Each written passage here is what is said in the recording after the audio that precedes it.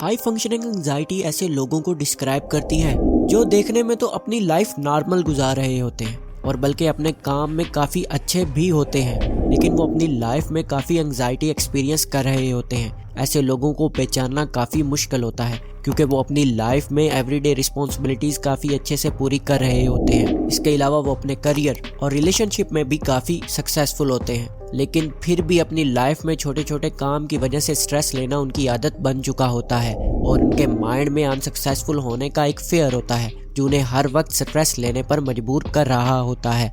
Aldous high function anxiety को अभी तक एक एंजाइटी डिसऑर्डर के तौर पर रिकॉग्नाइज नहीं किया गया, लेकिन इसका मतलब ये नहीं कि हाई फंक्शनिंग एंजाइटी कोई रियल मेंटल कंडीशन नहीं है, बल्कि आप अपनी लाइफ में इसकी वजह से स्ट्रगल कर रहे होते हो, लेकिन आप इसको रियलाइज तक नहीं कर पाते और ये आपको कई तरीकों से इफेक्ट कर रही होती है। सो आज की वीडियो में हम आपको 10 ऐसी ही चीज़ों के बारे में बताने वाले हैं that high functioning anxiety makes you do. Number 10, strive for perfection. High functioning anxiety एक ट्रिकी मेंटल कंडीशन है। इसमें एक तरफ तो ये आपको ज़्यादा प्रोडक्टिव, ऑर्गेनाइज्ड और बेटर प्रॉब्लम सॉल्वर बनाती है, लेकिन दूसरी तरफ जब आपकी एफर्ट्स आपके अपने ही सेट किए हुए हाई स्टैंडर्ड्स को मीट नहीं कर पाती तो ये आपको एक लूज़र के तौर पर भी फील करवाती है। और ऐसा इसलिए होता है कि हाई फंक्शनिंग एंजाइटी आपके अंदर स्ट्राइव फॉर परफेक्शन को इनहेंस करती है, इसलिए आप अपने हर काम में परफेक्शन को अचीव करने की कोशिश करते हो। काम जैसे आप कैसे दिखते हो, कैसे आप काम करते हो और कैसे आप दूसरे लोगों को ट्रीट करते हो वगैरह वगैरह। आप इन तमाम कामों में परफेक्शन को अचीव करना चाहते हो, लेकिन हम ये भी जानते हैं कि किसी भी काम में परफेक्शन को अचीव करना ऑलमोस्ट इम्पॉसिबल होता है क्योंकि हर काम में इम्प्रूवमेंट के लिए स्पेस रहती है। इसलिए आप हाई फंक्शनिंग एंजाइटी की वजह से कभी भी अपने काम से सेटिस्फाई नहीं हो पाते और आप इसीलिए हमेशा एंजाइटी का शिकार रहते हो। Number 9, over planning. High functioning anxiety हमेशा आपके ब्रेन को वर्स्ट केस सिनेरियो एक्सपेक्ट करने और इसके लिए तैयार रहने के लिए स्टिमुलेट करती है। इसलिए आप हमेशा हाई अलर्ट रहते हो, डिजास्टर के आने का इंतजार करते हो और इससे बचने की प्लानिंग में लगे रहते हो। इसके अलावा आप हमेशा ये सोचते रहते हो कि आपके साथ क्या बुरा हो सकता है और आप किस तरीके से इससे बच सकते हो। और क्योंकि आप हमेशा वर्स्ट केस सिनेरियो एक्सपेक्ट कर रहे होते हो, इसीलिए जब आपके साथ कुछ अच्छा होता है तो आप इसे नॉर्मल इवेंट की तरह ट्रीट करने की बजाय एक एक्सेप्शन के तौर पर ट्रीट करते हो। यही चीज़ आपको स्ट्रेस की तरफ ले जाती है और आप में ये फीलिंग डेवलप करती है कि आपको हमेशा हर किस्म के हालात के लिए प्रिपेयर्ड रहना चाहिए और एज अ रिजल्ट आप अपनी किसी भी चीज़ को एंजॉय नहीं कर पाते क्योंकि आप प्रेजेंट मोमेंट की बजाय फ्यूचर प्लानिंग में लगे होते हो। Number 8, feeling of constantly doing something. High functioning anxiety में आप हमेशा रिलैक्स करते हुए या अपने किसी भी मोमेंट को एंजॉय करते हुए गिल्टी फील करते हो क्योंकि हाई फंक्शनिंग एंजाइटी आपको ये फील करने पर मजबूर करती है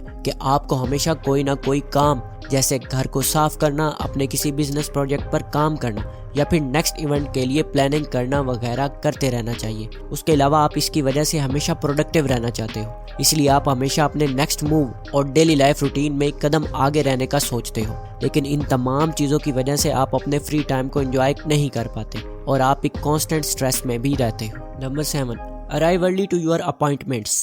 हाई फंक्शनिंग एंजाइटी की वजह से आप हमेशा अपनी लाइफ में हाई अलर्ट रहते हो और बाज़ दफ़ा तो आपको अपने हाई अलर्ट रहने की वजह तक मालूम नहीं होती। हाई फंक्शनिंग एंजाइटी से जुड़ी स्ट्रेस को आप कई सिम्टम्स की मदद से पहचान सकते हो। सबसे कॉमन सिम्टम है हर काम में बहुत जल्दी करना या फिर अपनी अपॉइंटमेंट की जगह पर वक्त से पहले पहुंच जाना। इसमें आप वक्त से पहले इसलिए नहीं जाना चाहते क्योंकि आपको दूसरों पर अच्छा इंप्रेशन डालना है, बल्कि आपकी देर से पहुंचने की एंजाइटी आपको ऐसा करने पर मजबूर करती है। और आप वक्त से पहले इसलिए भी जाना चाहते हो कि अगर रास्ते में आपके साथ कुछ बुरा हो जाए तो इससे डील करने के लिए आपके पास अच्छा खासा टाइम होना चाहिए। Number 6, procrastinate on certain things.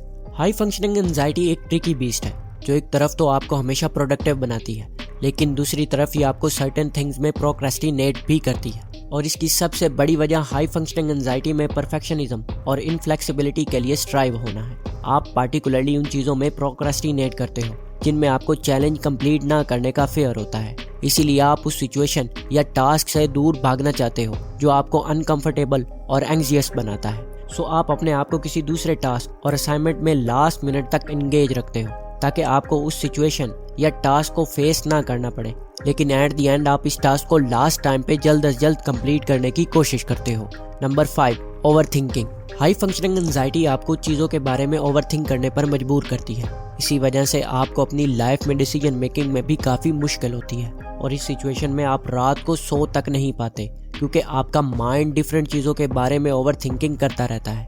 आपका ब्रेन किसी भी छोटी सी चीज़ को पिक करता है और इसके बारे में सोचना शुरू कर देता है और ये बिल्कुल उसी तरह से होता है जैसे आप किसी जगह पर पहुंचना चाहते हो लेकिन आप सर्कल में घूम रहे होते हो और आप कभी भी उस जगह तक नहीं पहुंच पाते। हाई फंक्शनिंग एंजाइटी में आपका ब्रेन आपके पास्ट एक्सपीरियंसेस के बारे में रूमिनेट करता है और साथ में ही फ्यूचर प्लानिंग में भी बिजी रहता है, इसलिए आप अपने प्रेजेंट मोमेंट के बारे में सोच ही नहीं पाते। Number 4, feel guilty for saying no.